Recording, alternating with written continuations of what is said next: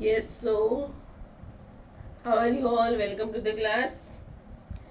So, as we are discussing the biology part from your class 9, and in that we are discussing about the cell, है ना.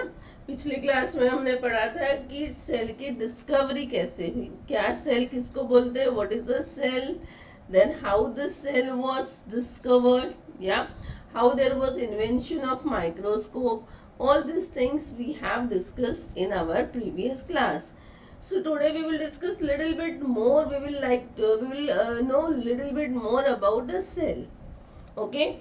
Then after that in the next class we are going to discuss about the structure of cell. Cell में क्या है, किस तरह का structure है, क्या क्या चीजें होती है एक सेल में, ये सारी चीजें हम नेक्स्ट क्लास में पढ़ेंगे. बट आज हम पढ़ने वाले हैं कि सेल के बारे में, कि सेल कैसा होता है, या सेल की साइज क्या है, सेल का शेप कैसा होता है.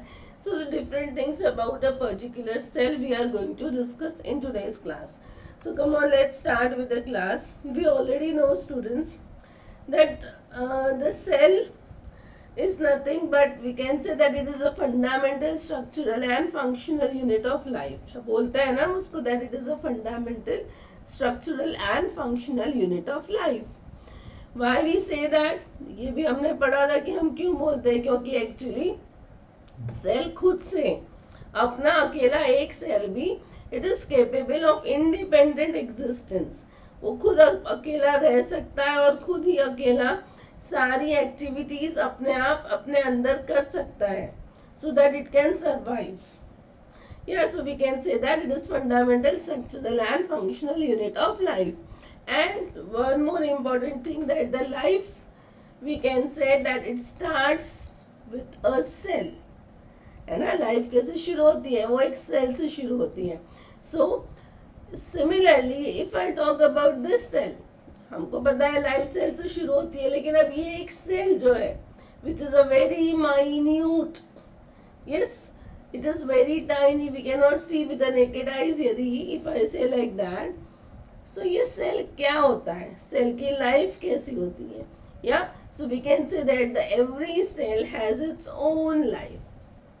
हर एक सेल की अपनी खुद की लाइफ होती है, वो इंडिपेंडेंट काम कर सकता है, it can exist independently. Okay. Now when I say that each cell has its own life, that means the cell can do all the important and necessary functions that is required for its existence. ठीक है, जो भी important functions है वो सारे करेगा वो खुद से, जो उसको it makes the living there, isn't it?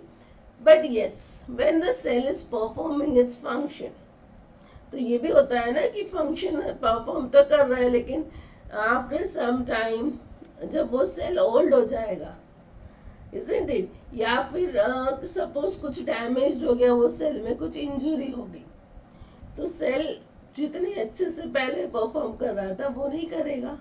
सो ऐसे समय में क्या होता है, if the cell is damage students, और it becomes weak and old, then that cell is replaced. वो सेल को रिप्लेस कर दिया जाता है, किससे? The cell is replaced by a new cell. ये cell is replaced by a new cell. तो न्यू सेल से कैसे रिप्लेस करेंगे, नया सेल कहाँ से आएगा, from where the new cell comes? Yeah, the new cell can be there because each cell undergoes a division. यदि ये cell है, the cell can divide and it can form from one cell. You can say that two cells will be there, isn't it? तो यदि एक cell damage हो रहा है तो उसके बदले में दूसरा सेल रिप्लेस उसको करेगा. पहले सबसे पहले तो they will try that if you can repair the damage. But if the damage is not repairable, then the cell has to die. Yes, and in place of that cell, a new cell will come. So इससे यदि हम ये बोल सकते हैं कि ये चीज होती है, that means क्या? That means the cell can divide. We can easily say, यदि सेल को हम रिप्लेस कर रहे हैं, वो रिप्लेस कहाँ से आएगा, नया सेल कैसे आएगा? नया cell by the cell division. Yes, when the cell divides, yes, we can get a new cell. So cell can divide. Got it, students? Now as we say that all the cells or each cell, or we can say that as life starts from a single cell, है ना, life single cell से शुरू होती है, जैसे मैंने आपको बताया था कि single cell as an egg, isn't it? So life starts from there. तो ऐसे भी काफी ऑर्गेनिजम्स हैं जो सिर्फ एक सेल से बने हैं, लाइक जैसे कि amoeba, it is a very good example. It is a unicellular organism ना, सिर्फ सिंगल सेल है वो. अमीबा जो है वो ये बस ये एक सेल, ये बस ये एक सेल है, और ये एक सेल की complete nothing but it is an amoeba. Yeah so it is a single cell organism. लेकिन ऐसे भी काफी ऑर्गेनिजम्स है जो which are made on the basis of multiple cells, more than one cells.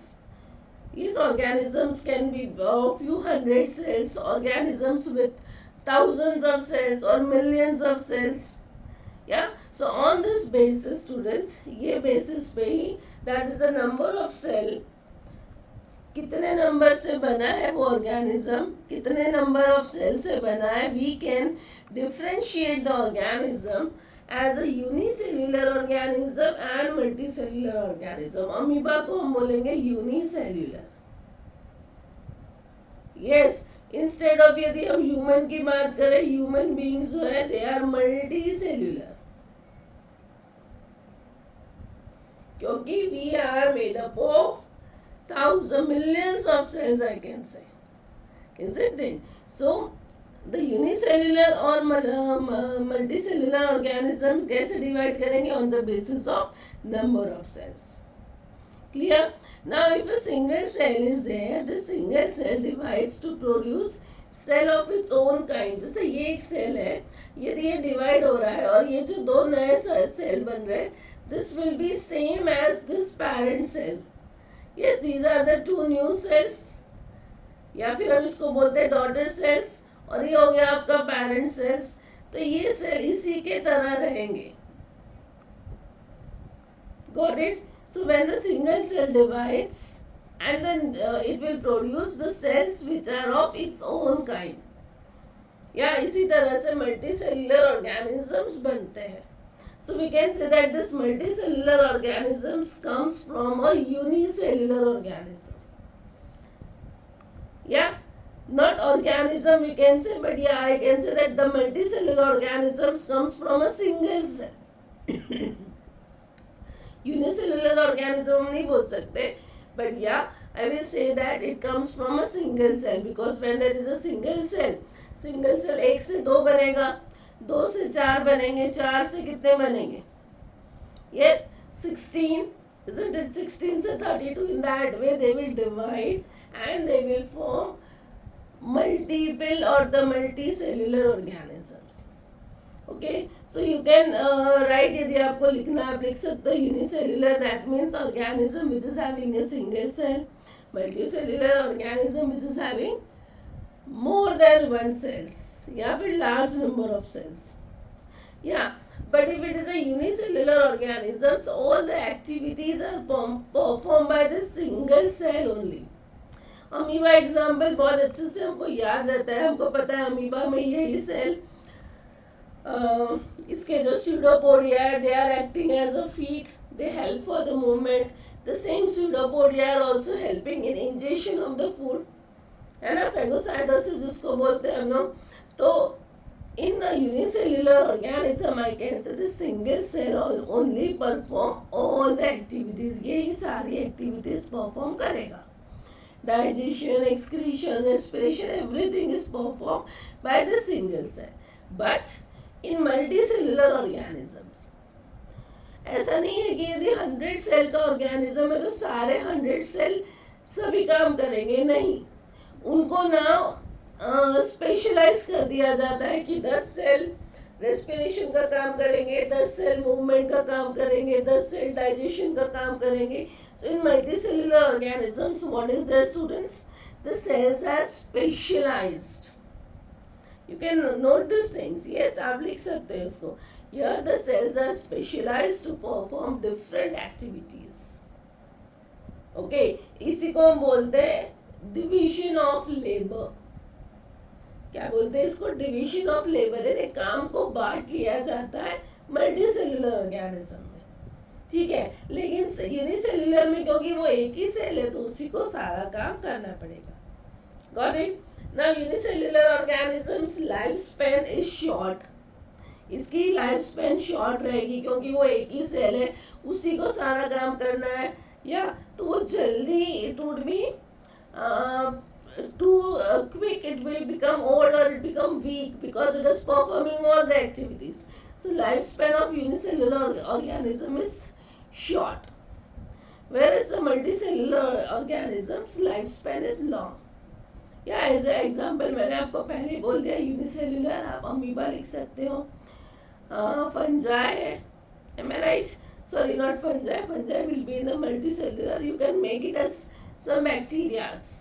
They are unicellular bacteria. Paramecium, they are also unicellular. In multicellular, you can take animals such as human beings also. The plants, they are also multicellular. Fungi, all of them are the multicellular organisms. I hope this is clear. So, what is unicellular and what is multicellular? यहाँ तक समझ में आया। अब इसके बाद हम देखेंगे कि सेल का नंबर कैसा होता है। यस, ये सेल के साइज किस तरह से डिपेंड होते हैं। सो यदि मैं बात करूँ सेल से नंबर की, तो just now we have seen that the it can be a single cell also, it can be multiple cell also, isn't it? If I talk about numbers, there the number of cell in a multicellular organism, if I am saying, it is indefinite. You cannot count the number of cells.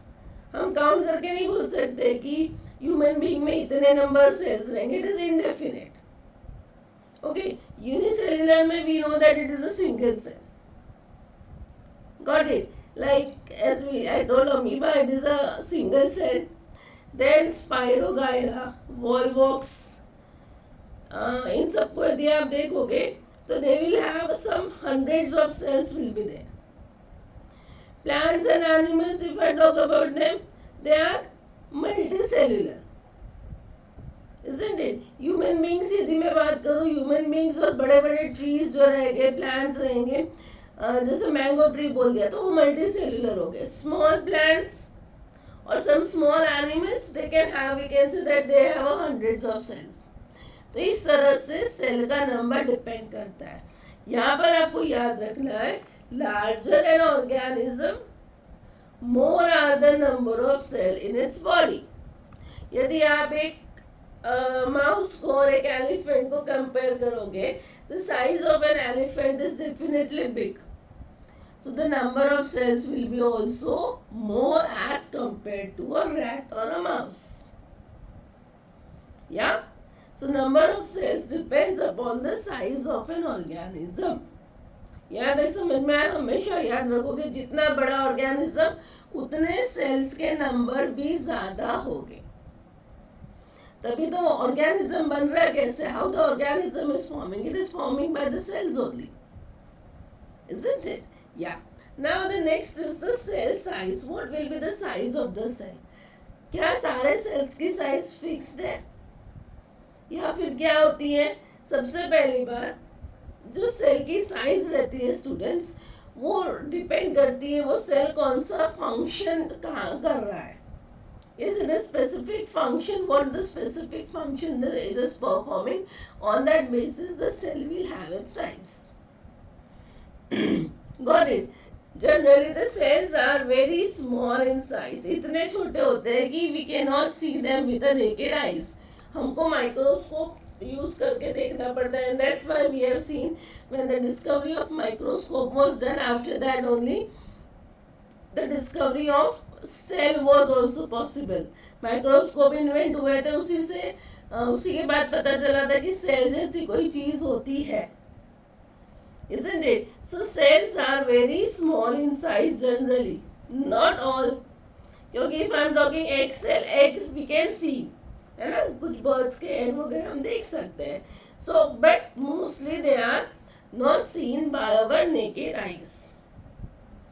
Clear students? Now why the cell size is very small? बड़े बड़े बड़े बड़े cell होंगे तो क्या दिक्कत है? What should be the problem? Why the size of the cell is small? This could be the question. ये हमारे दिमाग में क्वेश्चन आ सकता है ना कि why the cells are small in size. Anyone can think about that. क्यों छोटे छोटे हैं? बड़े रहे तो क्या दिक्कत आएगी? क्या होता है students? If the cells are smaller,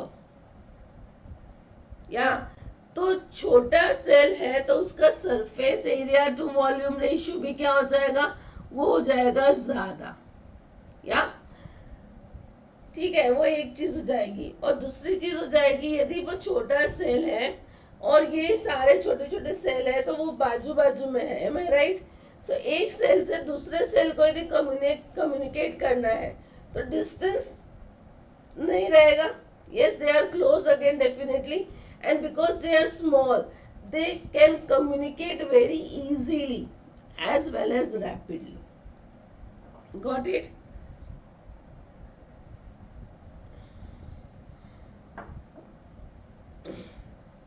Yeah, so due to the small size the different region of a cell can communicate easily and rapidly with each other to perform various functions effectively.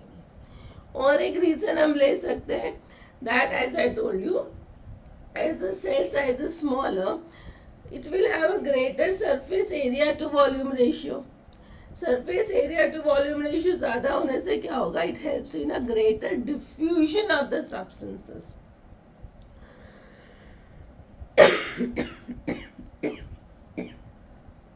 Very sorry.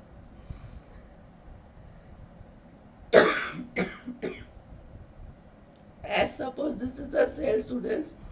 This cell is smaller but its surface area to volume ratio is big. यह surface area to volume के यदि ratio निकालेंगे तो जितना small cell रहेगा उतना उसका ratio ज्यादा रहेगा। उससे क्या होता है, यदि किसी चीज को अंदर बाहर करना है सेल में से, so it becomes easy, diffusion बहुत इजी हो जाएगा। यस, और सेल की साइज छोटी होने से क्या होगा, यदि वो डैमेज होते हैं, if the cells are damage then they can be repaired also. Clear? I hope this is clear. अब डिफ्यूजन ऑफ सब्सटेंस की क्या जरूरत है? The cell, as I told you, the cell they do their activity by its own, है ना, वो अपना काम खुद करते हैं, तो उनको एनर्जी चाहिए, उनको कुछ बनाना है, यस, मेटाबॉलिज्म करना है, so they will need the nutrients for respiration, they will need the gases, yes, respiratory gases, उसमें से कुछ वेस्ट बनेगा सेल का, उसको बाहर निकालना पड़ेगा, तो ये सारी चीज के लिए डिफ्यूजन इट इज नेसेसरी। और डिफ्यूजन इजीली कब होगा? Because the cell size is smaller and because of that there it is having a greater surface area to volume ratio. I hope this is clear that why the cells are small in size. Everything is perfect. Whatever it is made, ना it is again, यदि आप देखोगे तो सारी चीजें perfectly plan करके बनी हुई है ना? इसी तरह से यदि आप देखोगे, यदि मैं बोलूं स्मॉलेस्ट सेल, जो स्मॉलेस्ट सेल है ना वो होते हैं बैक्टीरियाज के। So the bacteria cells are the smallest cell we can write here. Generally उनका साइज होता है 0.325 माइक्रोमीटर। Got it? उसी तरह से in our blood there are RBCs, RBCs का भी साइज कम होता है, 7 माइक्रोमीटर म्यूएम जितना होता है। I hope this is clear. इसके साथ साथ यदि मैं बात करूं लॉन्गेस्ट सेल की, सबसे लंबा cell, you must be knowing that longest is a nerve cell. nerve cell जो होता है ना, आपने देखा होगा, या neuron, it is a longest cell. वो 1 मीटर तक का भी बंसा हो सकता है, that much long.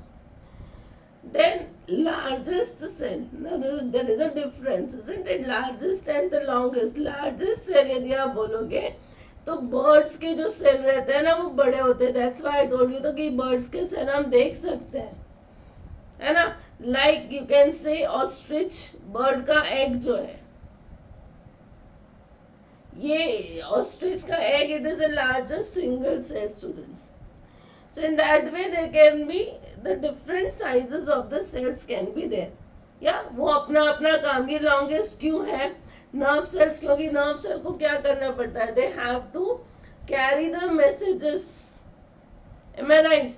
तो एक जगह से दूसरी, तो जितने लंबे रहेंगे that would be more easier for the transportation. Yeah, so according to their functions, the size of the cells are there. After that, if I go for a shape of the cell, जैसे size differ होती है उसी तरह से the shape of the cells also differs. Okay, the shape of the cells are related to the specific functions that they perform, similar to that of the size only. I hope this is clear. Like as I told you, amoeba का cell कैसा रहता है, वो cell को तो it changes its shape continuously, है ना. कभी आप अमीबा को सेल को इस तरह का देखोगे, after that you can find it is like this, it has become like this, then you can see that it has become like this, so it changes the shape. I hope this is clear. So I can say that the amoeba has what, it is having an irregular shape. The cell of amoeba, it is irregular, isn't it? In some cases the cell shape could be more or less fixed. कुछ case में cell का जो shape रहेगा वो fix भी हो सकता है या फिर पेक्यूलर हो सकता है. लाइक यदि मैं जैसे आपको बताऊंगी कि nerve cells it is having a typical shape. अब नर्व सेल देखोगे तो उसको we know that there will be a axon, है ना, ऐसे बॉडी रहेगी, then there will be axons, dendrites, इसी तरह का आपको नर्व सेल दिखेगा. So it is a typical shape, it is having a typical shape. The cells can be of different shapes and size also. जैसे कि it could be a spindle shape, it could be disc like, thread like, cuboid, अलग अलग shape के cells आपको मिलेंगे. For example, if I talk about you, I'll tell you here, you can see, ये देख रहे हो आप, स्क्वैमस एपिथेलियम सेल है. मसल फाइबर्स देखो, ये cells of the muscle fibres लंबे दिख रहे, इलोंगेटेड दिख रहे, या फिर हम इसको स्पिंडल शेप भी बोल सकते हैं. These are the striped muscle fibres again. ये कॉलमनर सेल्स है, कॉलम जैसे, it is from the stomach. Then you can see the cartilage cells, isn't it? This is the bone cell. जो bones होते हैं ना, bone ये वाले ऐसे सेल से बनता है. Then ये nerve cells, as I told you, this is the dendrite, axon, isn't it? Body of the nerve cells. Then it is an ovum. ये sperm, ये भी एक सेल है. RBC students or WBCs. Then you can see this is a plant cell. Amoeba, again a cell. Guard cells जो कि plants में रहते हैं, है ना, जो लीव्स में रहते हैं प्लांट्स की, गैशियस एक्सचेंज में काम आते हैं. So you can see all of them they are having a different shapes, और उनके शेप्स डिपेंड करते हैं वो क्या फंक्शन कर रहे हैं. Yes, according to their functions. Like if suppose I say RBCs, या if I talk about this RBCs, this human RBCs, what they do students, they are circular generally, yes, and they are biconcave, है ना. क्यों उनका shape ऐसा है? Because they can pass through the blood capillaries and they can transport the oxygen, इसीलिए उनको shape इस तरह का दिया है. यदि मैं बात करूं WBC की, ये रहा आपका WBC, white blood cells. White blood cells है ना, जैसा अमीबा होता है ना, उस तरह का रहेगा, इसीलिए हम इसको बोलते हैं अमीबॉइड रहता है इसका shape. That means it can squeeze out easily, जल्दी से वो बाहर निकल जाएगा थ्रू द कैपिलरी वॉल्स, है ना. बिकॉज व्हाइट ब्लड सेल्स की जब जरूरत रहती है तो वो कैपिलरी वॉल से इजीली बाहर निकल सकता है, इसीलिए वो अमीबॉइड रहता है. जैसे अमीबा कहीं पे भी अपना शेप चेंज करके निकल जाएगा ना, उसी तरह से WBC रहते हैं, they are amoeboid in shape. जैसे मैंने बताया नर्व सेल्स कैसे रहते हैं, they are generally long, you can see वो लॉन्ग और इलोंगेटेड है। Why they are long and elongated? So that they want to conduct the impulses, impulse conduct करना है उनको, तो जितने लंबे रहेंगे उतना जल्दी कंडक्शन होगा, है ना।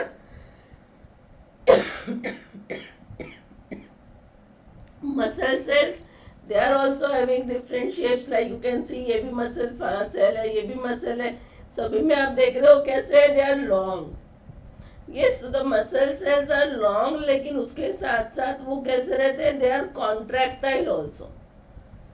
Long and contractile. Contractile यानी जो contract हो सकते हैं इस तरह से। क्यों? Yes, why they should be there? So that they can pull or squeeze the part. To pull or squeeze. यदि हमको walk करना है, like at present I am speaking, तो मेरे मसल सेल्स जब कॉन्ट्रैक्ट नहीं होंगे तब तक मैं स्क्वीज नहीं कर पाऊंगी। I can not make my mouth close, I can not open it. या ये क्यों हो रहा है? Because of the muscle cells. Got it? just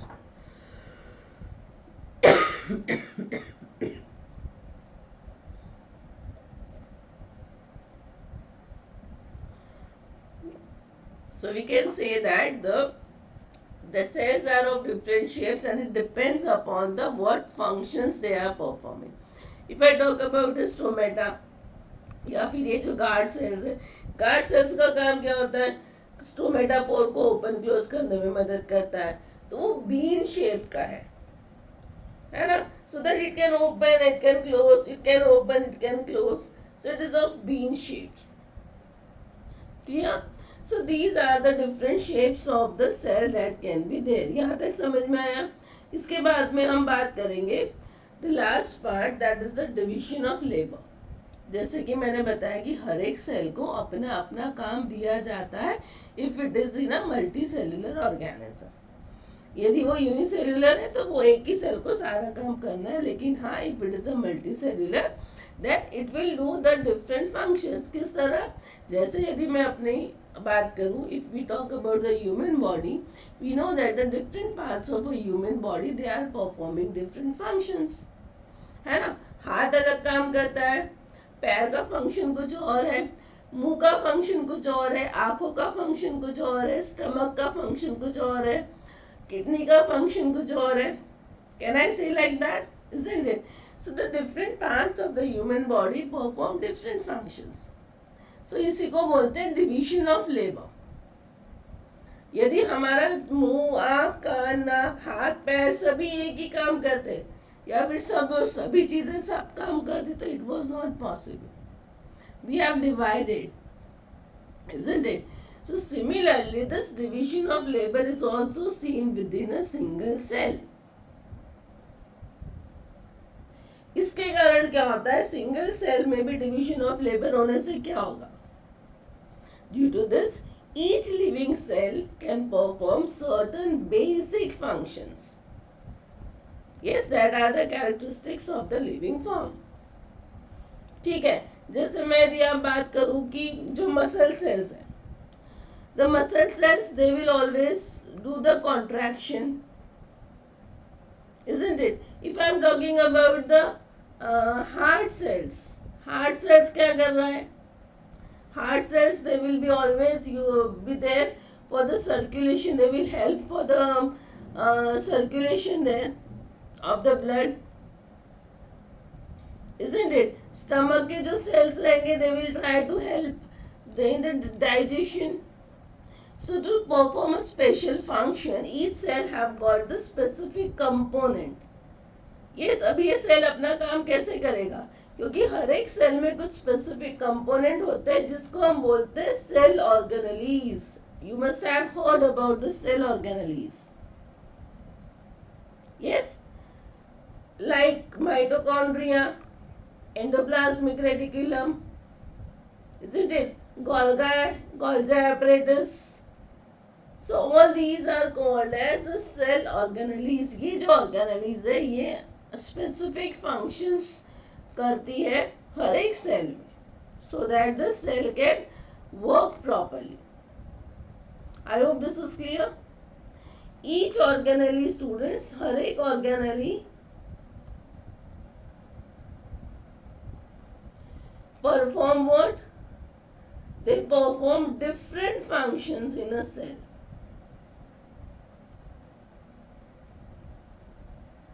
Like if I talk about mitochondria, mitochondria को हम बोलते हैं power house of a cell.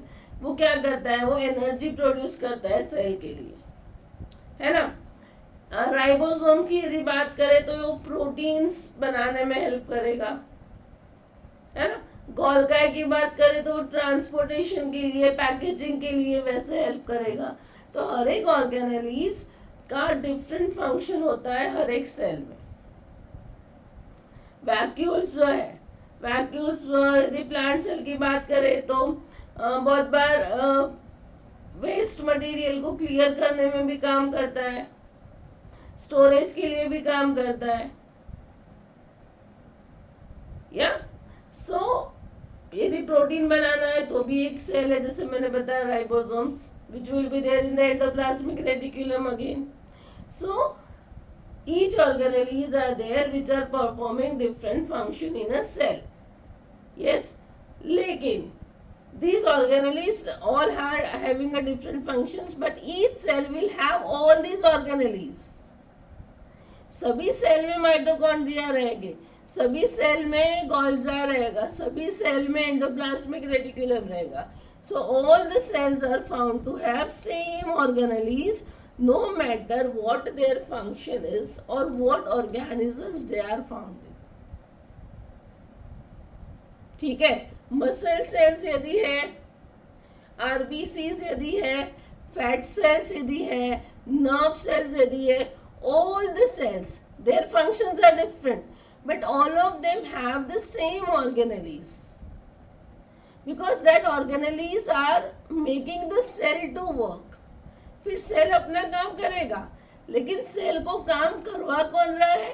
ये सारे ऑर्गेनेलीज. ठीक है.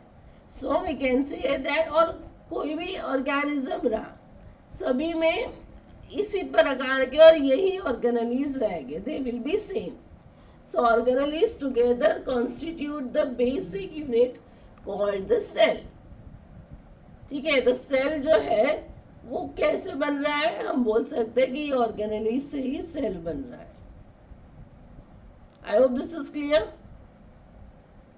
Yeah so we can say that a cell is able to live and perform all its function because of this organelles. A cell is able to live and perform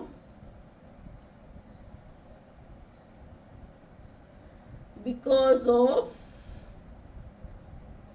these organelles. I hope this is clear. यहाँ तक समझ में आया? So this was about the cell. Now you will from ये सारी चीजें पढ़ने के बाद में मैं ये बोल सकती हूँ कि the cells are performing all activities. Yes, the cells are performing all activities in a living organism.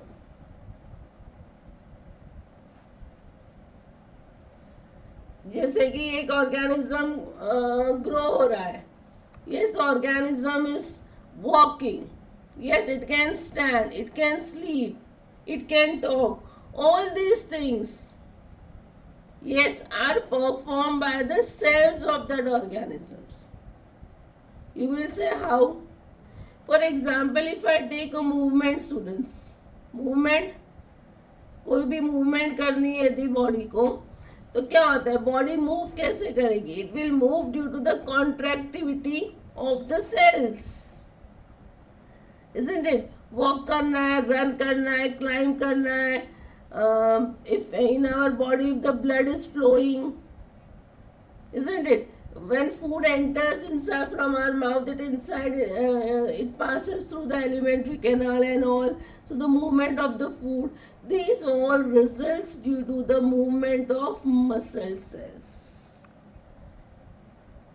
Yes, it is due to the contractivity, I can say, of muscle cells. ठीक है. यदि मैं बात करूं ग्रोथ की, कोई भी organism grow कर रहा है, प्लांट ग्रो कर रहा है. Yes, if the height is increasing, the body is increasing, how it is possible? Cells जैसे जैसे ग्रो करेंगे, yes, cells grow and increase in number. जैसे मैंने बताया कि सेल्स डिवीजन करते हैं, so they will increase in number. जैसे जैसे सेल बढ़ेंगे, as the number of the cells increases, what will happen? The body will become more larger, the body. So उसका मतलब यदि body बढ़ रही है, so what is happening? There is a growth of an organism, isn't it? Like movement, if I talk in plants also, you must have seen bending of the stem is there, isn't it? Movement of the root. This is all the activity of the cell only. Okay. Now in our body, suppose the cell needs or something repair is needed there. यदि cell को injury हो गई या फिर कोई body part में injury हो गई, तो वहां पे जो रीजनरेशन होगा, जो रिपेयर होगा, that is due to the cell division. As I told you, cell division, नया सेल आएगा, वो रिप्लेस कर देगा, है ना. Now we can taste the thing. तो टेस्ट करने का काम कौन करेगा? Yes, it is done by the sensory cells. Yes, taste bud जो रहते हैं, sensory cells, on where they are present on the tongue, isn't it? Now the cells of digestive glands, वो क्या करते हैं? डाइजेशन का काम यदि करना है, for that the cells of digestive glands, they are responsible because they are secreting what? वो कुछ enzymes secrete करेंगे, digestive enzymes, which will help in digestion of protein, carbohydrates, fats, isn't it? Intestine के cell जो रहेंगे, they will help to digest the food and absorb the food. यदि transportation का काम करवाना है बॉडी में, तो ट्रांसपोर्टेशन का काम कौन करेगा? Blood cells are there. Yes, blood cells transport of gases करते हैं इजीली. यदि मैं व्हाइट ब्लड सेल्स की बात करूं, WBCs की बात करूं, वो क्या करते हैं? और they provide the protection. Yes, if I talk about the protection, so protection कौन प्रोवाइड कर रहा है? It is done by the WBCs, because this WBCs fight against the germs, diseases, isn't it? हमारी बॉडी से पसीना निकलना है, या फिर ठंडा गर्म जो होता है बाहर का environment, so all that things it is done by the gland cells. Gland cells क्या करते हैं? The skin are having some gland cells which are responsible for sweating. Sweating होने से क्या होता है? It maintains the body heat, isn't it? ज्यादा गर्मी हो गई, ज्यादा ठंडा हो गया, उसके हिसाब से ये ग्लैंड्स काम करेंगे. I hope this is clear. Then again, if I talk about the cell like egg or sperms, whatever they are useful, they are useful in producing a new organism, that is young ones can be produced through the cell activity of the eggs and sperms. Am I right? If I talk about plants में भी यदि हम बात करें, तो जो leaf के cells हैं, the leaf cells will, what they do, they trap the sunlight. Petals के जो सेल है, petal cells, they provide the color to the petals. Yeah, the cells of the roots, they are responsible for absorption of water and the nutrients from the soil. In that way, all the cells, yes, as they are doing their activity, in that way that activity is helping that living organism. So we can say that the cells are performing all the activities in a living organism, and because of this we can say the statement that the cells are fundamental, structural and functional unit of life. I hope यहाँ तक सबको समझ में आया. In the next class students we will discuss the structure of a cell. हम देखेंगे कि plasma membrane क्या होता है, न्यूक्लियस क्या होता है, साइटोप्लाज्म क्या होता है, और साइटोप्लाज्म में जो सेल ऑर्गेनेलीज है, which are the organelles and what are the different roles that they are playing. So till then I will stop there. See you in the next class. So thank you students. I hope you enjoyed the class. Yes. So till we meet in the next class, study well, keep learning, all the best for your studies. And yes, if you want the notes and details also of all the topics, you can download the app, that is Arth Academy app. The link it is given of the app, and the link you will also get in the description box. Okay. So all of you, bye bye, take care. See you soon in the next class. Yes, bye.